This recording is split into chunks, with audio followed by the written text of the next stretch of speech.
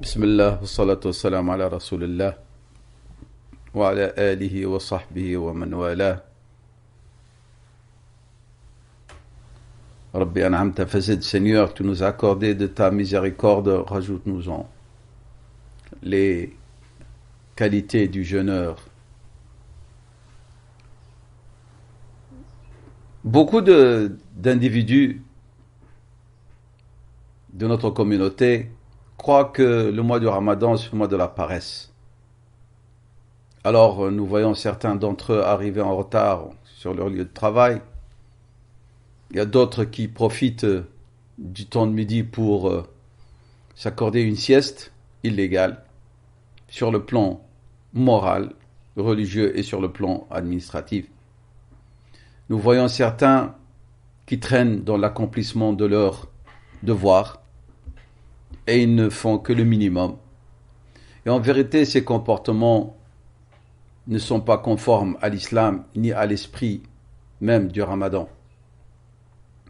Ce sont des attitudes qui nuisent à la personne elle-même et qui nuisent à la société. Pour certains individus, ils croient qu'ils s'inspirent de l'islam en se comportant de cette manière, alors qu'en vérité, le comportement d'Allah sallallahu alayhi wa sallam est autre. Il a réalisé les plus grandes œuvres pour l'islam et pour sa communauté durant ce mois de Ramadan. Ainsi en fait de même ses compagnons et ses successeurs pieux. Le fait de baisser la cadence de son travail, de ne plus être productif, est une attitude, comme j'ai dit, qui n'est pas conforme à l'islam ni à l'esprit du jeûne.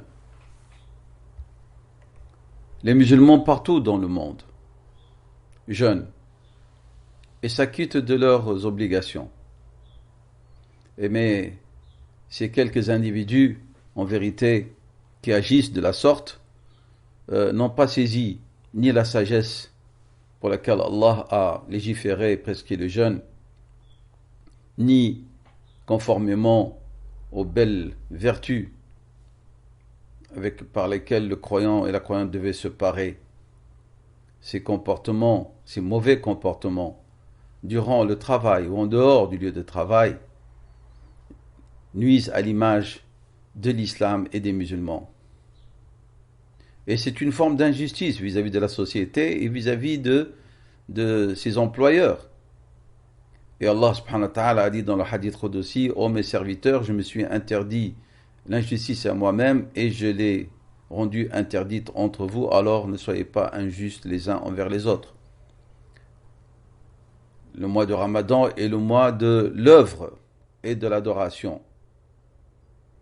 Dans notre histoire, ce mois de Ramadan est toujours lié à l'évocation de réalisations graves et importantes qui ont changé le courant de l'histoire.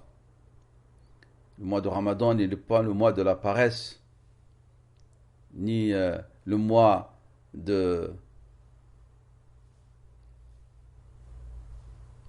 d'attitudes nuisibles et néfastes. Nous devons exploiter nos forces intérieures